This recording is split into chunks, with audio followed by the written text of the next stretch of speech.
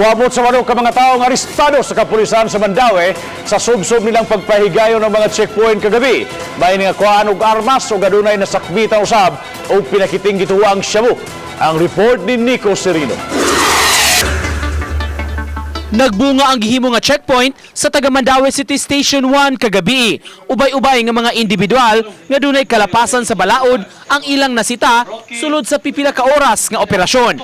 Moabot sa 8 ka mga kalalakin ang tanan ang ilang nadakpan. Naglakip ini ang 3 ka mga lalaki nga nakuhaan og pulos 38 kalibre nga revolver. Ang duha kanila sakay og motorsiklo ug giilang sila si Marlon Batoon ug Ruel Humawas. Ang lalaking nakuhaan og armas nga sakay sa taxi mao si Roque Alburo. Paladman pa sa kapulisan ang pag-background check sa mga dinakpan. Amo tong kanon ang mga biktima sa Rabire diri sa akong area o sa uban nga area sa Cebu City o sa silingan niya lungsod o city. Basig na ay mga biktima sa pagpang hold up.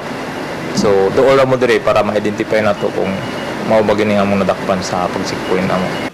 Apan sa interview sa mga dinakpan nga anaa karon gitanggong sa Station 1, giingong gisugo ra sila sa pagdala ug paghatod sa armas. Di kami gamin kaya nagdilo ko naman sa mga bato man daw na may lain na ako ng kabutan ng limit ng speaker kinasi na sud nito ko mato ako gusto rin Sugong. Hatod ito sa ukon. Sa ukon. Ang ubang mga dinakpan sa checkpoint nakuhaan og mga pinakete nga gituuhang shabu.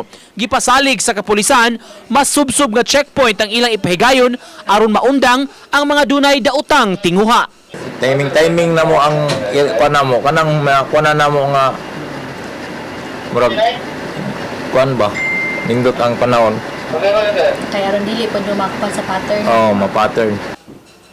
Uban ni Clans Gabutin, Nico Sereno, Balitang Bisdak.